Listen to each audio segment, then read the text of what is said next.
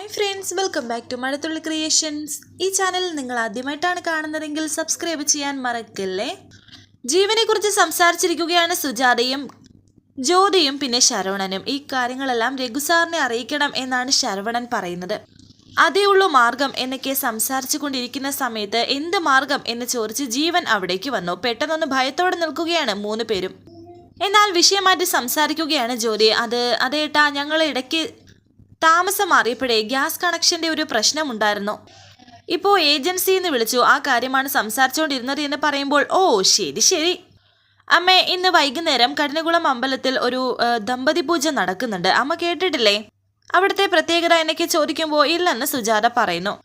എല്ലാ കാര്യങ്ങളും നീ സോഷ്യൽ മീഡിയയിലൂടെ അറിയുന്നതല്ലേ എന്ന് ജ്യോതിയെ ഒന്ന് പറയുകയാണ് ജീവൻ. ദമ്പതി പൂജ ഫേമസ് ആണ്. പരസ്പരം സ്നേഹിക്കുന്ന ദമ്പതിമാരുടെ അവർക്ക് വേണ്ടിയിട്ടുള്ളതാണിത്. അവരുടെ ബന്ധം ദൈവത്തിൻ്റെ മുന്നിൽ വെച്ച് ഒന്ന് ഊട്ടി ഉറപ്പിക്കണം. അവരെ ദേവിയുടെ മുന്നിൽ രണ്ടാമതൊന്ന് താലി കെട്ടണം. അതാണ് ആചാരം. ഞാൻ ഹരിയുടെയും നിത്യയുടെയും പേര് കൊടുത്തു. അവരല്ലേ നമ്മുടെ ദമ്പതികൾ. ഇന്നാണ് ആ പൂജ എന്ന് പറയുമ്പോൾ മൂന്ന് പേരും ഒന്ന് ഞെട്ടി. അപ്പോൾ അമ്പലത്തിലേക്ക് നമുക്ക് എല്ലാവർക്കും കൂടി പോകണം അമ്മേ, കേട്ടോ എന്ന് ജീവൻ പറയുമ്പോൾ സുജാത പറയുന്നു, അത് നിത്യയ്ക്ക് സ്കൂളിൽ പോകണം, അമ്പലത്തിൽ പോകുന്നത് നടക്കത്തില്ല. അതെ സാർ, ക്ലാസ്സിൽ പോകാൻ സാധിക്കാത്തതിൽ നിത്യ മേഡത്തിന് വലിയ ടെൻഷനൊക്കെയാണെന്ന്. അവർ പോട്ടെ എന്നൊക്കെ ശരവണൻ പറയുന്നു. ഹരി നിത്യയും അമ്പലത്തിൽ പോകുന്നത് അവരുടെ ഇഷ്ടമാണ്, അല്ലാതെ മറ്റൊരാൾ തീരുമാനിക്കേണ്ട കാര്യമില്ല എന്ന് സുജാത പറയുന്നുണ്ട്. സുജാതയാണെങ്കിൽ വെജിറ്റബിൾ കട്ട് ചെയ്തുകൊണ്ടിരിക്കുകയായിരുന്നു. അമ്മ എന്ന് വിളിച്ച് സുജാതയുടെ കയ്യിൽ നിന്ന് കത്തി വാങ്ങിക്കുകയാണ് ജീവൻ. ആ സമയം എല്ലാവരും ഒന്ന് ടെൻഷനാകുന്നു. പോകാൻ തീരുമാനിച്ചത് ഞാൻ ആയതുകൊണ്ട് ആരും വരില്ലെന്നാണോ? അതെങ്ങനെയമ്മേ വരാൻ പറ്റില്ലെന്ന് പറയുന്നത് എന്ന് പറഞ്ഞ് സുജാതയെ പിടിച്ചൊന്ന് കറക്കി. എന്നിട്ട് ജീവൻ ആ വെജിറ്റബിൾ കട്ട് ചെയ്യുന്നു. ദേഷ്യത്തോടെ കട്ട് ചെയ്യുകയാണ് ജീവൻ. എന്നിട്ട് ആ കത്തിയെ നോക്കി ഒന്ന് ചിരിച്ചു. ദേഷ്യത്തോടെ അത് കട്ടിംഗ് ബോക്സിൽ കുത്തി വെച്ചിരിക്കുകയാണ്. അപ്പോൾ എങ്ങനെയമ്മേ തീരുമാനം? നിത്യയും ഹരി പോവല്ലേ, നമുക്ക് അവരെ കൊണ്ടുപോകണ്ടേ? എനിക്ക് ജീവൻ പറയുമ്പോൾ വേറെ നിവർത്തിയില്ലാതെ സുജാതയും പറയുന്നു പോകാം. ജീവൻ കൈയടിക്കുന്നുണ്ട് സന്തോഷത്തോടെ. ക്യാരറ്റ് എടുത്ത് കഴിച്ചിട്ട് പറയുന്നുണ്ട്, ഈ ക്യാരറ്റിന് എന്താ മധുരം. എന്നിട്ട് ജീവൻ അവിടെ നിന്ന് പോകുന്നു. പിന്നീട് കാണിക്കുന്നത് അമ്മാവന്റെ അരികിലേക്ക് ജീവൻ വന്നു. അല്ല മോനെ, നമ്മളിപ്പോൾ എല്ലാവരും കൂടി എങ്ങനെ അങ്ങോട്ട് പോകുന്നത് എന്ന് ചോദിക്കുമ്പോൾ ജീവൻ പറയുന്നു, അതിനൊക്കെ വഴിയുണ്ട് അമ്മാവ. എല്ലാവർക്കും കൂടി ഒരുമിച്ച് പോകാനുള്ള വണ്ടി ഞാൻ പറഞ്ഞിട്ടുണ്ട്, അത് മുടക്കാൻ സാധിക്കില്ലല്ലോ എന്ന് പറയുമ്പോൾ അപ്പൂപ്പ എന്ന് വിളിച്ച് ആദ്യം കല്യാണിയും അവിടേക്ക് വന്നു. വലിയ അമ്പലമാണോ എന്നൊക്കെ ചോദിക്കുന്നു. ഹരിയും അവിടേക്ക് വന്നു. വലിയ അമ്പലം മാത്രമല്ല, വലിയ ശക്തിയുള്ള അമ്പലമാണെന്ന് പറഞ്ഞു. എല്ലാവരും റെഡിയായോ എന്നൊക്കെ ചോദിക്കുന്നു. ഇപ്പോൾ എല്ലാവരും അവിടേക്ക് വന്നു. എന്താ ശരവണ നിന്റെ മുഖത്ത് ഒരു ഉന്മേഷമില്ലാത്തത് എന്ന് ജീവൻ ശരവണനോട് ചോദിക്കുന്നു. അമ്പലത്തിൽ പോകാൻ ഇത്രയ്ക്ക് പേടിക്കേണ്ട ആവശ്യമുണ്ടോ എന്ന് ചോദിക്കുമ്പോൾ ശരവണൻ പറയുന്നു, എനിക്ക് അങ്ങനെയുള്ള പേടിയൊന്നും ഇല്ല സാർ. നിത്യ വന്നില്ല, ബാക്കി എല്ലാവരും വന്നിരിക്കുന്നു.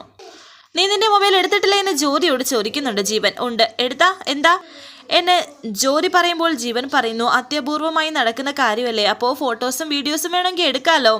സത്യം പറഞ്ഞാൽ ചില പ്രധാനപ്പെട്ട കാര്യങ്ങളുടെ ഫോട്ടോസും വീഡിയോസും നമ്മുടെ ഫോണിലില്ല. വീണയും അവിടേക്ക് വന്നു. നീ ഇതെങ്ങോട്ടായെന്ന് അമ്മാവൻ ചോദിക്കുമ്പോൾ വീണ പറയുന്നു, നിങ്ങളെല്ലാവരും ഇങ്ങോട്ടാ പോകുന്നത്, അവിടേക്ക് തന്നെ. നീ വരേണ്ട കാര്യമില്ലെന്ന് അമ്മാവൻ. അവിടെ ചെന്നിട്ട് എന്തെങ്കിലും പ്രശ്നം ഉണ്ടാക്കാനുള്ള വരവല്ലേ നിന്റേത് എന്ന് ചോദിക്കുമ്പോൾ വീണ പറയുന്നു, എനിക്ക് കൂടെ വരണമെന്ന് താല്പര്യമൊന്നുമില്ല, പിന്നെ അവിടുത്തെ ചടങ്ങുകൾ എനിക്കും കാണണം.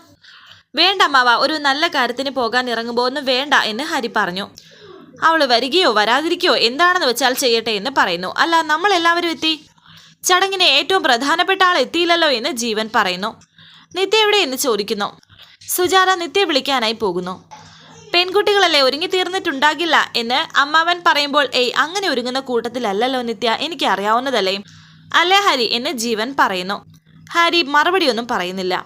ഒരുങ്ങിയതിനു ശേഷം വിഷമത്തോടെ അവിടെ ഇരിക്കുകയാണ് നിത്യ. സുജാത നിത്യയ്ക്ക് അരികിലേക്ക് വന്നു. എല്ലാവരും അവിടെ ഇറങ്ങി നിൽക്കുകയാണെന്ന് പറയുമ്പോൾ നിത്യ പറയുന്നുണ്ട്, അമ്മ എന്തെങ്കിലും പറഞ്ഞ് അതിൽ നിന്ന് ഒഴിവാക്കി തരണം, എനിക്ക് വരാൻ പറ്റില്ല, എനിക്ക് ചടങ്ങിൽ പങ്കെടുക്കാനും സാധിക്കില്ല.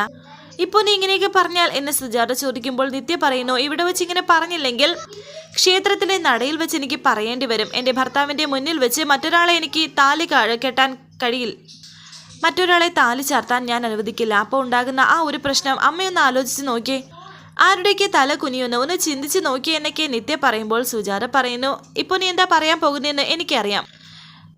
ജീവന് മാറ്റം വന്നു എന്നൊരു തോന്നൽ, അവൻ നിന്റെ മുന്നിൽ കാണിക്കുന്ന ഈ വേഷം കെട്ടിയുള്ള അഭിനയം, പക്ഷേ അവൻ അതല്ലെന്ന് എനിക്ക് കൃത്യമായിട്ടറിയാം. ഞാൻ പലതും എൻ്റെ കണ്ണിൽ കാണുന്നുണ്ട്. അടുത്ത് വന്ന് അവൻ എന്നെ ഞെരിച്ചു കൊല്ലും. അവനൊരു മറയിടാൻ ഇപ്പോൾ ചെയ്യുന്നത് എനിക്ക് തുടർന്നു പോയേ സാധിക്കൂ. ഈ അമ്പലത്തിൽ പോക്ക് തന്നെ അവൻ കരുതിക്കൂട്ടി ഉണ്ടാക്കിയതാണ്. നിനക്കും ഹരിക്കും വേണ്ടി പ്രാർത്ഥിക്കാനാണ് പോകുന്നതെന്ന് നീ കരുതിയോ? നീ നല്ലവളാണ്. മറ്റുള്ളവരുടെ വേദന കണ്ടാൽ നിനക്ക് സഹിക്കാൻ കഴിയില്ല. അത് അവൻ മുതലെടുക്കാണ്. അമ്മ എന്തൊക്കെ പറഞ്ഞാലും ഞാനില്ല. ഈ ചടങ്ങിന് ഞാൻ വരില്ല എന്ന് നിത്യ ഉറപ്പിച്ച് പറയുമ്പോൾ ജീവൻ അവിടെ എത്തിയിരിക്കുന്നു. ജീവൻ അവരെ നോക്കുന്നുണ്ട്. അവരെ ജീവനെയും കാണുന്നു. വല്ലാണ്ട് വൈകിപ്പോയി മോളെ, നമുക്ക് ഇറങ്ങാം എന്ന് പറഞ്ഞ് സുജാത നിത്യയുടെ കൈപിടിച്ച് അവിടെ നിന്ന് പോകുന്നു. പിന്നീട് കാണിക്കുന്നത് അവരതേ ക്ഷേത്രത്തിൽ എത്തിയിരിക്കുന്നുണ്ട്. വീണയെ ചിലർ തിരിച്ചറിയുന്നു. മോളെ ഞാൻ എവിടെയോ കണ്ടിട്ടുണ്ട് എന്നൊരു സ്ത്രീ ചോദിക്കുന്നു. അന്ന് സ്കൂളിൽ വെച്ചായിരിക്കും എന്നൊക്കെ പറയുന്നുണ്ട്. എൻ്റെ മോനും മോളും ഈ ചടങ്ങിൽ പങ്കെടുക്കുന്നുണ്ട്. ഇതിലേതാ മോളുടെ ചെക്കൻ എന്ന് വീണയോട് ചോദിക്കുന്നു. ഞാൻ കല്യാണം കഴിച്ചില്ലെന്ന് വീണ പറയുന്നു. അവൾ അറിയാവുന്ന ആൾക്കാർ ഇവിടെ ഉള്ളതുകൊണ്ട് എന്തായാലും പ്രശ്നങ്ങൾ ഉണ്ടാക്കാൻ പോകുന്നില്ലെന്ന് അവൻ ഹരിയോട് പറയുന്നു. അല്ലെങ്കിൽ ഇവളല്ലല്ലോ പ്രശ്നം, ജീവനല്ലേ എന്ന് ഹരി പറയുന്നു. ഇപ്പോൾ എല്ലാവരും ക്ഷേത്രത്തിൽ തൊഴുതു നിൽക്കുന്നു. ജീവൻ തൊഴാതെ ഇങ്ങനെ പുഞ്ചിരിയോടെ നിൽക്കുന്നുണ്ട്.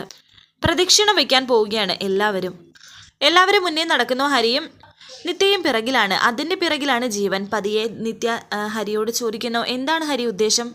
എനിക്കറിയില്ലെന്ന് ഹരി പറയുമ്പോൾ നിത്യ പറയുന്നുണ്ട്, ഞാൻ പറഞ്ഞല്ലോ ഇങ്ങനെയൊരു ചടങ്ങ് ഉണ്ടാകരുത്. ഇങ്ങനെ സംഭവിച്ചാൽ പിന്നെ എനിക്ക് ചാകാനേ പറ്റൂ എന്ന് പറയുമ്പോൾ ഹരി പറയുന്നു, താൻ വിഷമിക്കാതെ, ദേവി എന്തെങ്കിലും ഒരു വഴി കാണിച്ചു തരും. പിറകിൽ തന്നെയുണ്ട് ജീവൻ. ഇനി നീ എന്ത് തീരുമാനിച്ചിട്ട് എന്താണ്? ഈ നടയിൽ തന്നെയാണ് ഇതിൻ്റെയൊക്കെ അവസാനം.